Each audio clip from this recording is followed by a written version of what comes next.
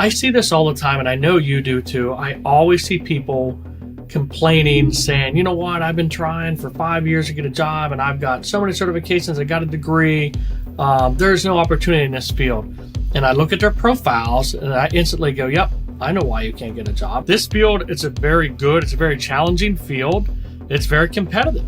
You know, if it were easy, none of us would have jobs because it would just be saturated with people. So this field does weed out those that don't really want to work that hard. So you have to work hard to be successful in this field. Today's tech job market is about as competitive as it's ever been. Between the flood of people joining the market and the emergence of AI everywhere you look. Why wouldn't they start using AI?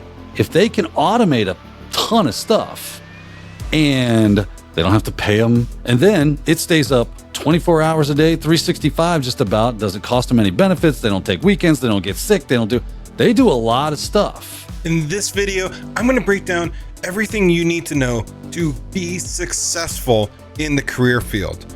From certifications, skills, job applications, networking, LinkedIn, you name it, we're going to cover it today in this video. Two things that will keep you from being successful. The first is if you don't have good motivation, okay? Because it's going to be hard. Like, if anything worthwhile is hard, you need the motivation. And the second thing is you need a plan and you need to stick to it. Look at your life, right? And this is how you avoid the burnout, and say, okay, I want to dedicate time to learning this thing. With that said, let's dive into the very first question I get asked all the time. Do you still need certifications, or do certifications still matter in 2026? I think gone are the days where you could just be a paper IT pro. Well, and that leads to my next question. Do you think IT certifications in general, not just CompTIA, still hold the same weight as they used to 5-10 years ago? So I can't speak from a hiring manager standpoint. I can speak from a training standpoint. And based off the training industry, you have so many companies out there right now that are trying to provide complete solutions, right? These LMS platforms, they continue to have a massive popularity with major companies. In fact, right before I left my last employer, Lockheed was one of them, right? And if you look at a company, like some of these big companies like that, these LMS and the reason I mentioned the training aspect of is because what does the training platform provide? If you look at what the training platform is providing to the people that are doing the hiring, right, they're still asking for certifications. However, they're looking at a complete solution, which doesn't just include certifications anymore. They want to see things like, the management, the integration, the visibility over the process, and that is a full process.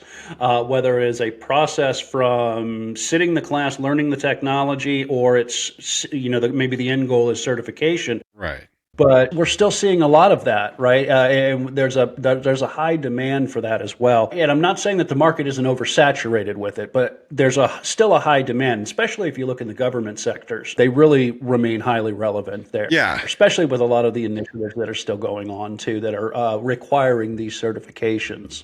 100%. I literally, just before we hopped on this call here, I was doing a coaching call with someone who is in the government sector, looking to move into cybersecurity within the government sector. And I was like, well, you're going to have to get the CompTIA Security Plus, kind of going back to CompTIA, but like, sure. Here in the US, if you want a government cybersecurity job, I can almost guarantee you one of those requirements is going to be the Security Plus. Like they won't even look at you. Yes, most of them will like, well, we'll give you 6 months to get it. But sure. And honestly, when it comes to government jobs, like, you might as someone else, the other people that are applying for that job likely already have that certification. And if you can't check that box that you do, you're going to have a lot more of an uphill battle. That's a great point too. And that's one of the things that, going back to my days when I was, doing mentored learning. And in fact, the advice that I got from my instructor, really, I'm just taking it from an instructor that gave it to me. One of my mentors that said, when you have certain certifications, you might have a single one, but some of the other ones that you have shorten the pool of people that you're competing against when it comes to that job. Right. And that's why I do believe they are relevant today. Is it still possible today to land a job in cybersecurity without like any other, like just jump straight into cybersecurity? No help desk, no networking. Is cybersecurity still a field that you could just jump directly into? See, I have a mixed answer to this one. So my answer is yes, but it's going to be a uphill battle. So, and it's also going to depend on your organization you're jumping into and how well their onboarding process is. So with my jump into cyber, I've been now with, we'll call it 4 orgs, counting the military I've been in, right? Every organization I've been in has had a pretty, what's the word I'm looking for? Tedious onboarding process that gave a really good granular experience of like from start to finish of what I needed to do to be successful. But the caveat is a lot of those times where it was all self-taught. I would have like a mentor or a buddy that I was assigned that I could ask questions to if I was stuck. But it was kind of like, hey, look, like onboarding takes about 2 months. We're going to put you in this like dev environment. It's going to be a bunch of mock cases. We're going to then kind of slowly work you to that before we actually throw you on prod or production, which is like your live environment that actually is doing the real world stuff. And then what I would do on those situations is I would just go in and like, I would absorb all that training and knowledge and just get into the procedures. And that way I knew like, hey, look, like as long as I follow these procedures and then also add in my root cause analysis, that's my end goal for all these cases. That's my end goal for using these tools. And the more adaptable one can be to jump right into a job role that maybe they've been a stay-at-home parent for a while, they were doing a job hiatus, they went and traveled, and they want to get back into the industry, and maybe they do a killer job on an interview and they get that chance from a hiring manager. It can happen. But the caveat is right now, I think within the job market, it's just really rough right now. There's still so many of the job, like the shadow jobs, and it's such you'll get hit up by recruiters for you're the best candidate. You get the resumes and then you just get ghosted, or you'll immediately within like a week or two get the rejection email and they went with an internal hire. It's hard. And that's where I think networking really comes into play of like getting to talk to folks within this organization and maybe within your city or state you're in and going to meetups and making sure that you can kind of find that way in to show people the passion you have into cybersecurity that can help you land that role. So is it possible to go right into cybersecurity and be successful? Yes. However, there's going to be some self-motivation, a good procedure and training platform that you'll hopefully have at that organization, and just asking questions and making sure that you fully understand what you're doing. Jumping into something and like trying to assume that you understand a process half-heartedly will cause errors and mistakes, but that will then possibly get you terminated or written up or put onto a PIP because you thought you knew the processes, but if you're going too fast and not asking those questions at the time where you can at the onboarding process or while you're still in training, once you hit production, that's you're knocking down real servers. You're taking people offline. You're blocking legitimate applications that's causing a whole org to do manual signatures for the entire day. There's a story behind that we'll talk about later. But there was a short article that one of my colleagues posted where it's like you have college students that are using AI to generate their resumes and their cover letters. That's then going against your place of work you're trying to get into, their AI that's looking for AI generated resumes and cover letters, that then no one is getting interviews and no one's getting pulled for kind of any type of like job placement or even like a first round interview. So the one thing I think that's kind of sort of happening is a slight reliance on AI too much and not enough of the human factor. So just like you and I probably did this back when we were initially starting off or maybe pivoting to a new role, doing that research, understanding the company you're trying to go to, what their goals are, what their priorities are, and actually taking your time to craft a strong cover letter and resume that meets all those requirements and that you're actually a strong fit for. And then doing your homework, doing your research when you do get that, hey, we'd like to bring you for that first round, looking up who you're talking with, looking up what the organization's goals and values are, and making sure you're coming prepared and being the best candidate for that role. Since we're talking about AI making our jobs easier, here is one thing I've learned the hard way. A lot of the times, AI is only as helpful as the network it's sitting on. If your stack is a patchwork of different vendors, different portals, and no one clearly owning the outcomes, no model out there is going to save you from that chaos.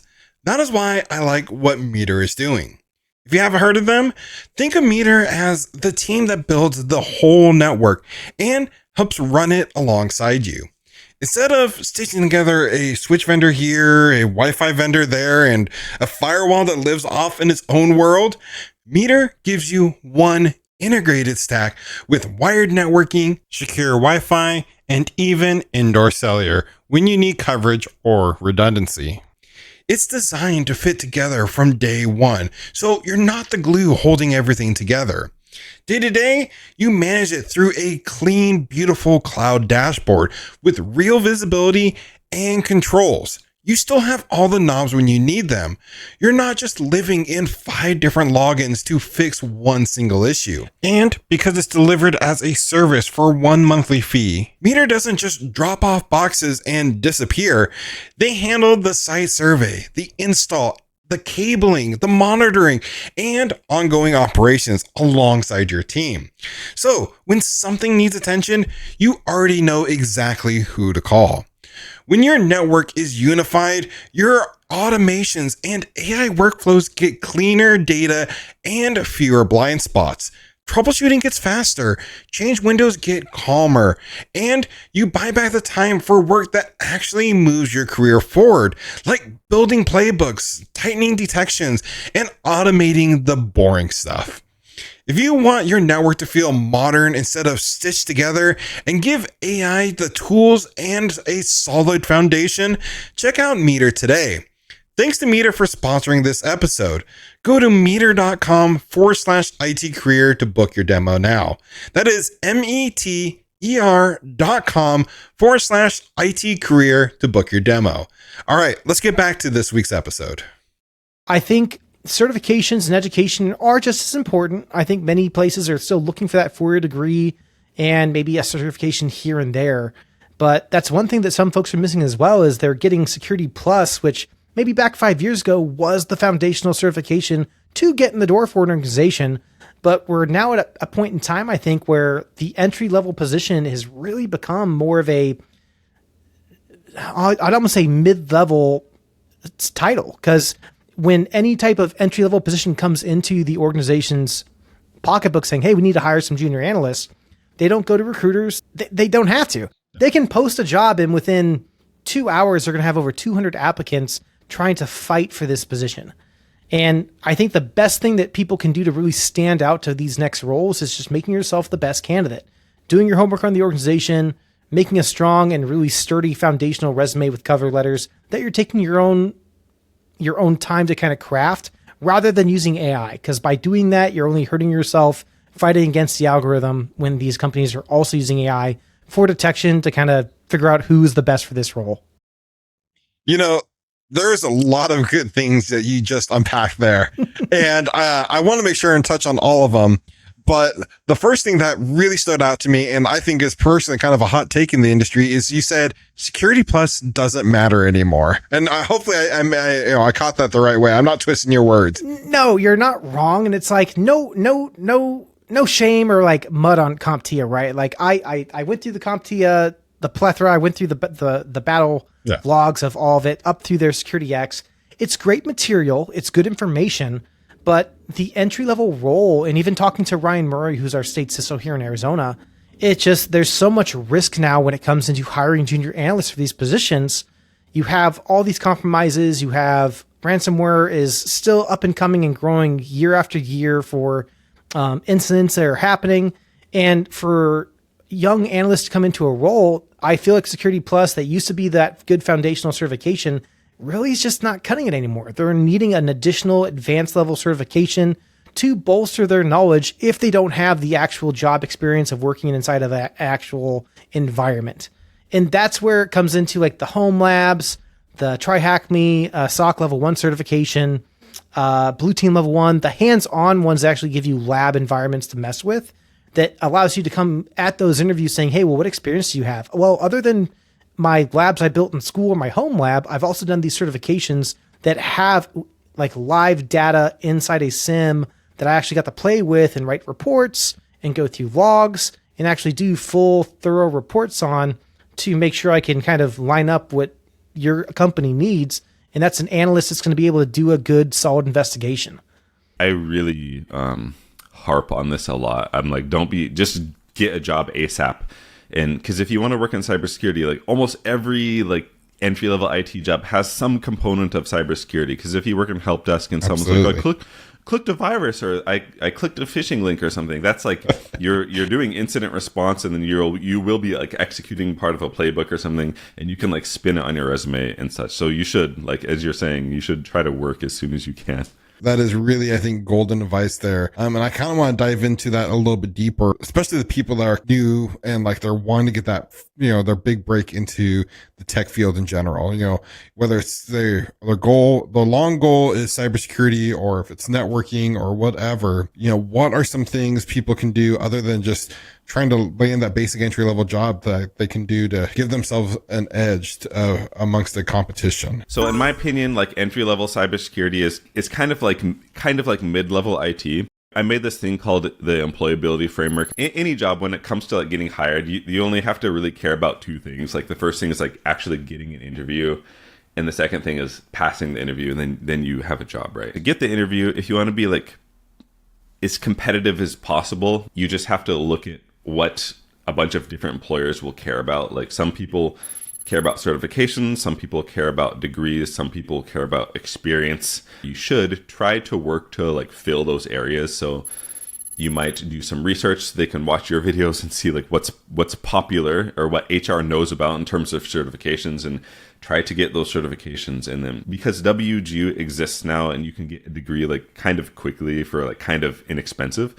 it might be worth doing that just so you can take care of like that portion, because some people care about degrees, but if you don't want to get a degree, you have to like make up for it in other areas. So like you can have like a really strong portfolio, right, with some really like relevant projects, and articulate all of those things really, really well. Make some experience on your resume. Like if you are, I won't shill my course. I'll do like another way. So for example, if you being like, oh, I'm a cybersecurity content creator / cybersecurity evangelist, and you make a bunch of educational cybersecurity content where you teach people about the labs that you did, and you post it on like LinkedIn and YouTube, and then you make like your own like company or something. You say like cybersecurity like content creator, and you have tangible like links to the stuff that you've done. That's way better than not having anything on your resume at all, and it's something that you can do yourself. It helps a lot for sure.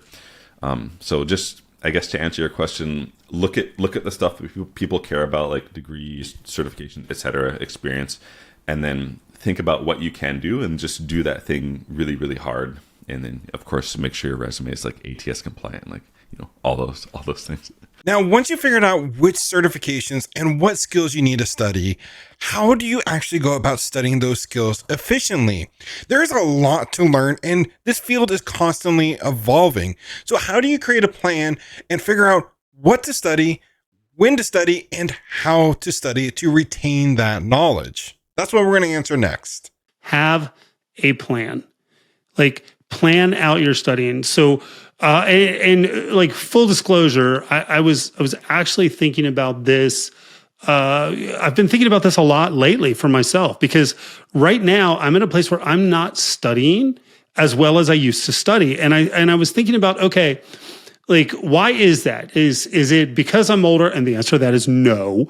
But I'm like, okay, why am I not studying like I used to? And, I thought about it, and part of it is that I don't have, quite honestly, the same level of necessary motivation, right?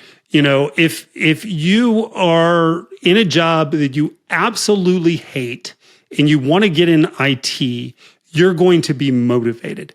If you're working for a job, and this is, that's the sort of negative motivation.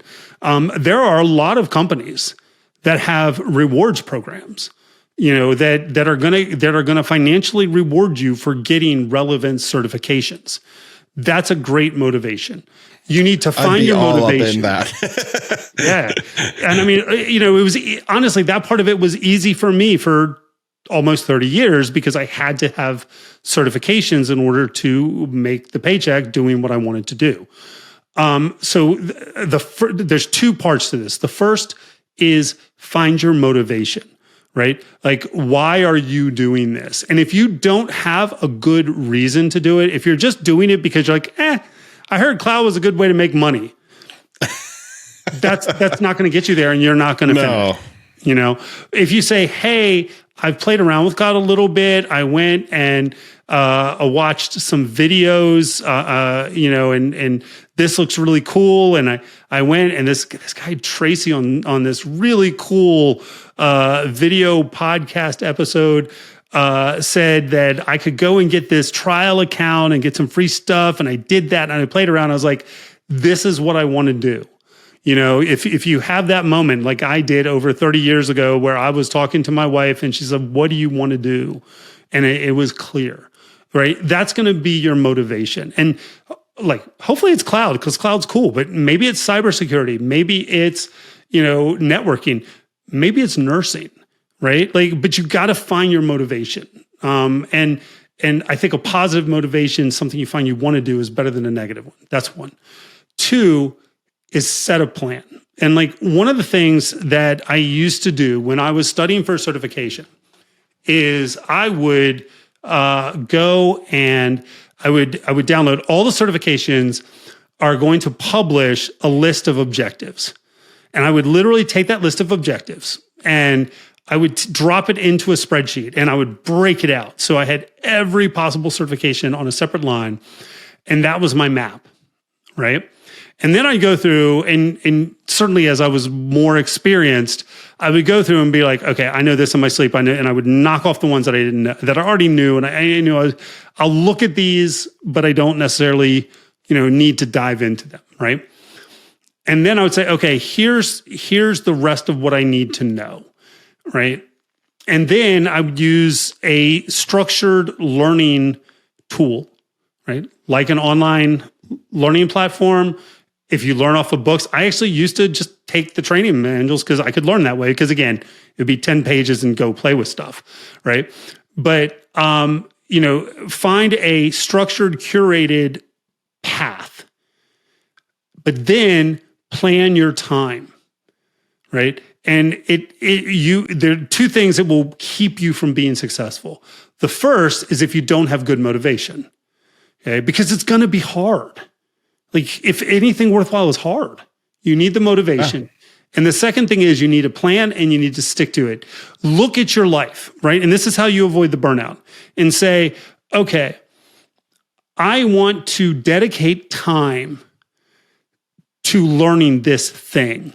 And I've done research online, and it says that on average, it's going to take me 40 to 60 hours to learn this thing, okay?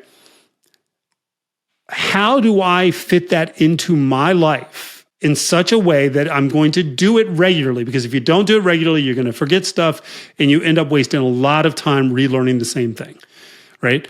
How am I going to have the time so that I can do this regularly and it doesn't negatively impact my life? Like, and I'll tell you, for me, that's easy.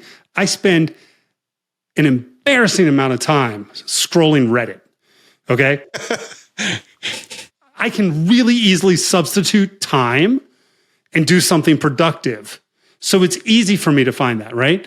If, I am working a 60-hour-a-week job and I've got young kids at home and, my wife and I are both working all the time, that time's going to be harder to find. I'm going to have to, and honestly, I'm going to have a conversation with the people that are going to be affected by it, right?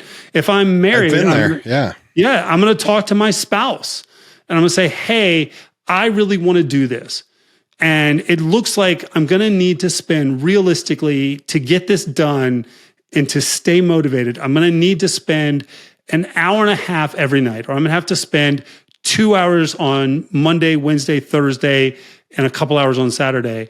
Can we make this work? Right? Because, kind of along with planning, if you don't plan it into your life, right, then it's going to cause friction that's going to make it not work. And so those are the things that I would do. Find your motivation and make a realistic plan that you look at and it'll fit with your life. Oh, and by the way, the kind of,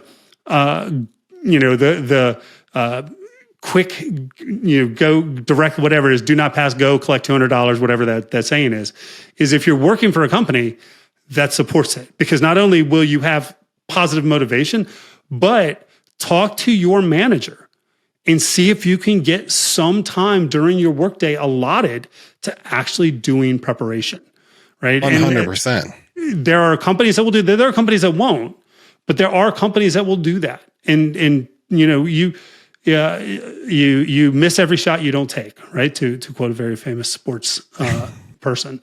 But yeah, get the motivation, get the plan, execute the plan, get the certification, continue your career. It's funny because it's like I have a mentee I'm talking to right now, and he's wanting to get into project management, but then also possibly now leaning to get into more cyber specific.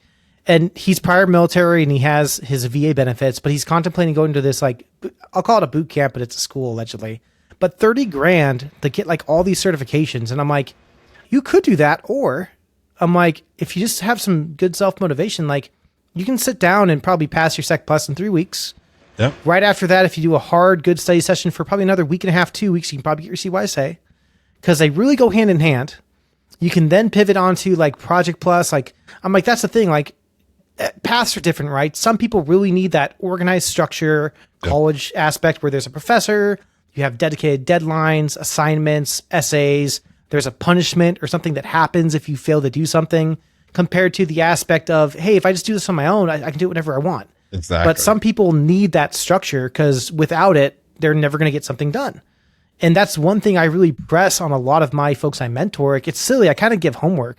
I'll say, hey, look, like, well, let's link up in 30 days. Here's some challenges I want to have you do. And so, like, I know I was mentoring one person during December last year. I'm like, hey, look, Advent of Cyber is happening here. Try Hack Me. I want you to do the entire Advent of Cyber. And in January, I want us to link back up on a call, and I want to hear your thoughts on what you thought about the Advent of Cyber. And that was the only task I wanted them to do. And crazy enough, on January, he came back and did it. And I'm like, awesome, man. And it's always a good feeling when you give those like little, one, it gives you it can show you how dedicated someone is when you give them the advice of like, hey, look, this is what you should be doing to be successful. It worked for me. It's worked for others I give them the advice to. Doesn't work for everybody, but it's just a way that's going to make you get better. And come back with me the information you're going to get. Try Hack Me's Advent of Cyber. It does such a good job at giving a nice spread too of like red team, blue team, GRC, CTI, open source, report writing. So you get to touch a little bit of everything. Crazy enough, 2 months later, he did end up getting a project management job for like an MSSP, which made me super happy. That's awesome. But yeah, it's ideally just like figuring out what's the best way for you to learn is one thing too within this field. And whether that's school, whether that's a boot camp, whether that's self-pace, whether that's joining a cohort, whether that's getting on to, I know you offer also training and stuff with your website, Dakota, for kind of progression, resume review, mock interviews, Absolutely. mentorship. Finding what fits best for your schedule and your career is what's going to make you successful and grow. That, and I also just tell people time management, because it took me a year to get into this industry. Now, anyone will tell you, you can't rely on just skills to break into the field. You need to network with people. You need to have connections. So often in tech, it's not what you know, it's who you know. And knowing how to build those connections successfully can be a lifesaver and help land that first or next job in the field. That's what we're going to break down in this next section. So I'll tell you a story. So I had my business. I founded my company in like 2000, somewhere around 2010 or 12, somewhere in between there. And hindsight's always 2020. I built a company. It was a great company. And then I sold it. Here's the lessons I learned. As I was building my business, I wasn't worried about who I was and my brand. But what I was worried about was I wanted everyone to know my company's name. You know, my company name, my logo. I mean, I did radio, I did TV, I did Google Ads. I did social. I did everything you could do. And I posted about this not too long ago. When I sold my business here about a year and a half ago, 2 years ago, I went through this like career identity crisis. You know, it wasn't a midlife crisis. It was like a career identity crisis. And what I mean by that is for the last 10, 12 years, all I had been doing was advertising my company. Now, when I sold my company, well, who the heck's Mike Miller? Who's he associated with? So what I realized was that over time, when I started building my brand and who I was, when I started mentoring, when I started just spilling my stories on LinkedIn, my success stories, my failures, because I've had more failures in life than I've had successes. But when I started being transparent and just vulnerable and telling those stories, people started connecting to me. And what I've realized over time, and most people, I wish more people thought like this. When you build your own brand, right? When you build your own community, the company that I'm with now is a company who bought my company. I stayed on with them and serving in the same capacity. But if for some reason they ever decided they don't like me anymore and they got rid of me, my brand, I don't lose my brand. It stays with me, right? So Yeah. I always tell people, if you build your brand and who you are, it doesn't matter if you're selling used cars or t-shirts on a corner, you're going to have an entire community that's ready to support what you're doing because you've built those trusted relationships. So what happens is 95% of the people who come to me are people who are either trying to get into the field, but you'd be surprised that most of the people who come to me are people that have been in the field for 10 years, are being taken advantage of at their job, got laid off or lost their job, and they're saying, Mike, I need help finding a job. And I say, okay, can you send me a link to your LinkedIn profile? Oh, I don't have one, or I haven't updated it in 3 years. Yeah. Now think about this. We don't wait until we're in a car accident to call Allstate and pick up an insurance policy. LinkedIn or your personal brand is your career, what I call your career life insurance. Why do we wait until we lose our job or until we're in a bad situation and then we go, oh man, I better make some connections? That's backwards. Why do we do that? Exactly. There's nothing wrong with having things on deck. Obviously, if you love your job, you shouldn't be interviewing for other jobs. But Right. to have that bank of recruiters that have been messaging you for months, keep those connections alive. If anything else, COVID taught us a lot, right? It did. Can't take anything for granted. Any of us could lose our job at any time. I see this all the time, and I know you do too. I always see people complaining, saying, you know what, I've been trying for 5 years to get a job, and I've got so many certifications, I got a degree. There's no opportunity in this field. And I look at their profiles, and I instantly go, yep, I know why you can't get a job. And I'll go back to, it's that analogy of you can have all the certifications in the world. You can have a college degree, whatever you have, but we're all salespeople. We all have to be able to have the ability to sell the knowledge, skills, and wisdom that we have. So you got 5 certs, you got 10 years of experience. You are that red, shiny Corvette that you're trying to sell. Problem is, they're that red, shiny Corvette, but they can't sell that Corvette because it's parked in the back of the lot and it's got a tarp over it, right? That's the equivalent of having certifications, 10 years of experience, but not having a personal brand. You're not going to sell that car unless you shine it up a little bit, put it on the front of the lot. Okay, so you have to have a LinkedIn, but you spun it up, you did all this stuff. Your first engagement with people was, you have something for me? People a lot of times do not enjoy feeling used.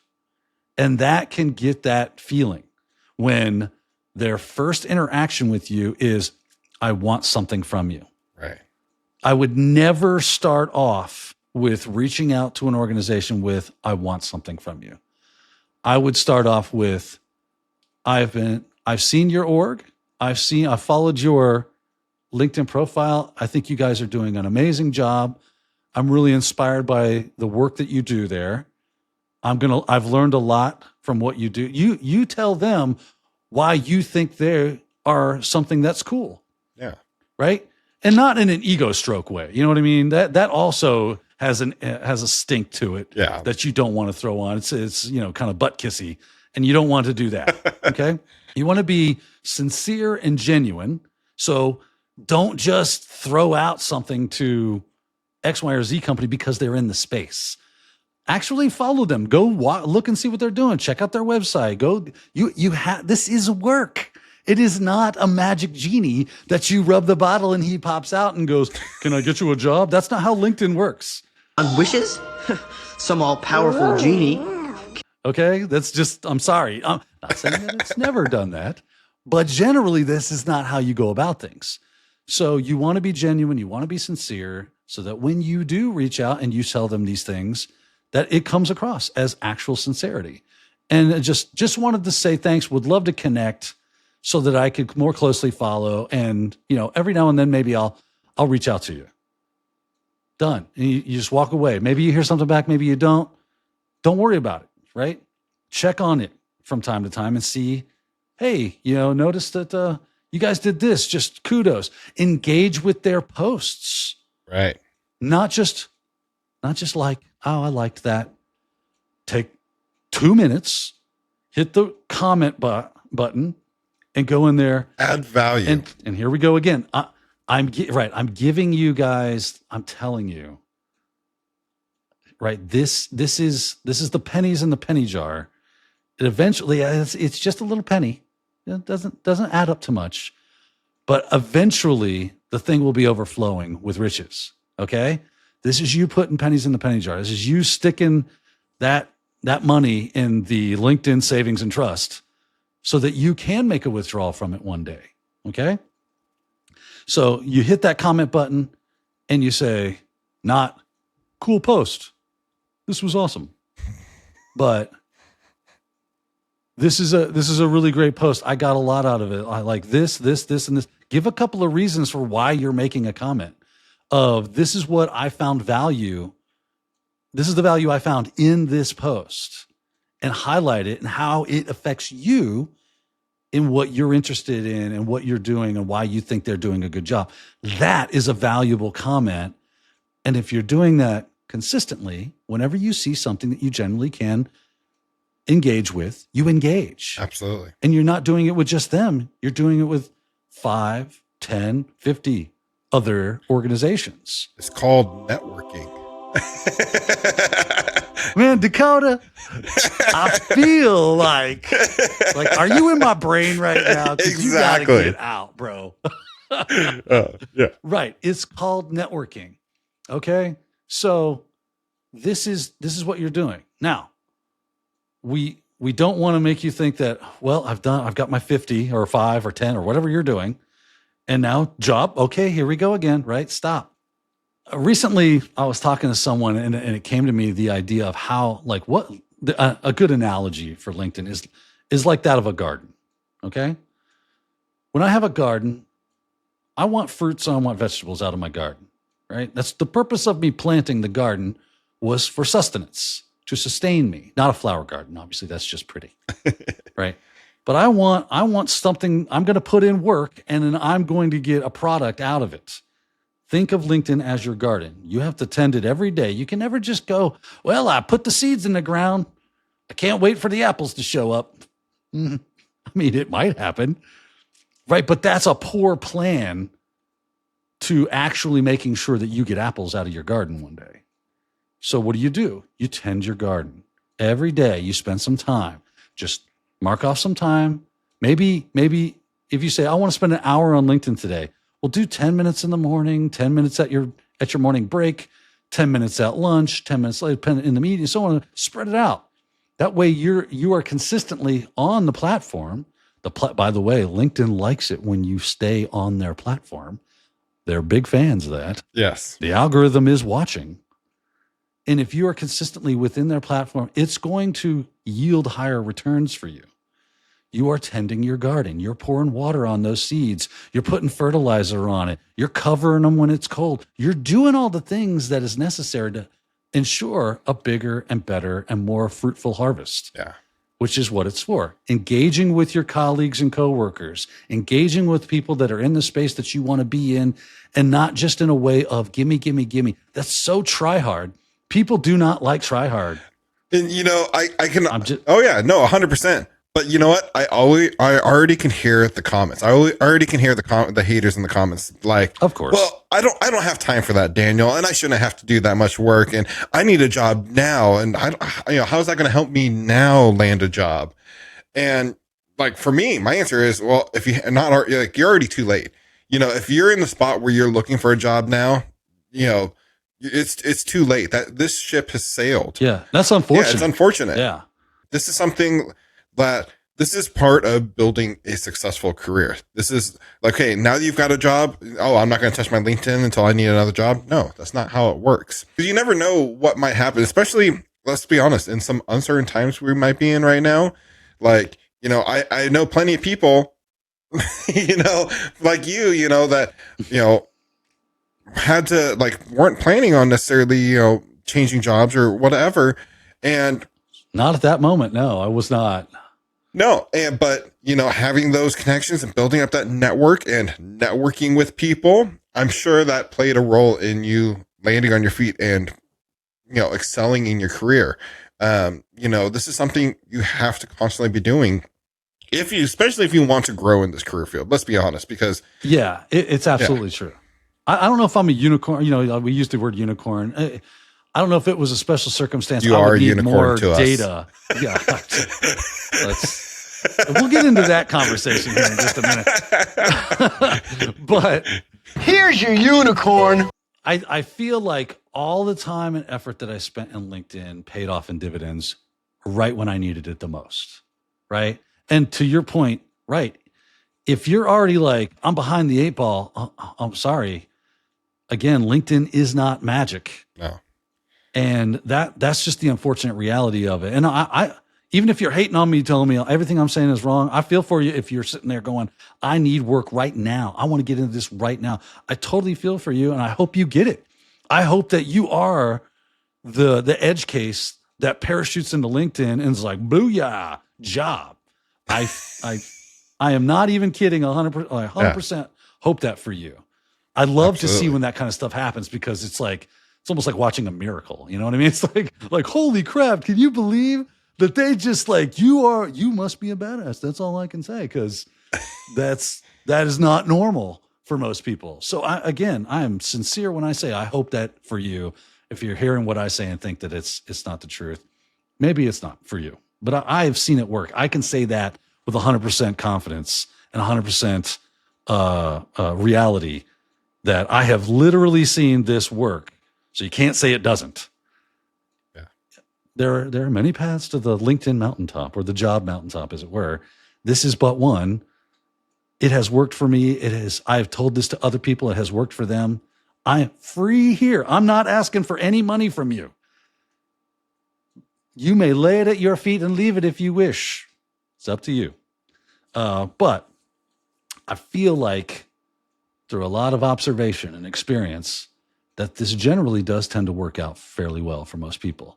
So if you are, like I say right now, like if you're a high school senior getting ready to go into college, this should be your guidance counselor should be like hooking you up in LinkedIn.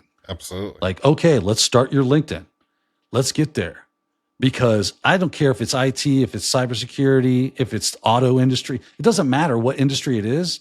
There are people on LinkedIn that you need to be in contact with, and then they need to know who you are, what your name is, and how you're contributing to your community and your organization, your environment, right? And the sooner you start, if you came to us today going, I need a job now, my LinkedIn's got cobwebs all over it. Well, go dust that sucker off, get your watering can, get your garden hoe, and get all your tools and get ready to go back to work, because that's where you're focusing right now. And you got to understand that it might not be until the next year's harvest that you get to pull something out of it. Yeah. But it's better to start late than never. Right? Exactly. Because the more you just let it sit, the more it's doing nothing for you. Once you build the skills, you build the connections, there's one more thing that we cannot ignore anymore. And that is the presence of AI in the tech industry. AI is everywhere you look nowadays. And knowing how to leverage these skills, how to use AI properly as the tool that it is, can really help set you apart from the crowd of people in this industry. So next, let's dive into what you need to know and be aware of about AI in the tech industry. What you need to be asking yourself is, why would my CEO, why would my CIO, why would my CTO, why would my CISO, my manager, whatever the case is, why wouldn't they start using AI? If they can automate a ton of stuff and they don't have to pay them, they have a one-time purchase, which is their access to that AI, right?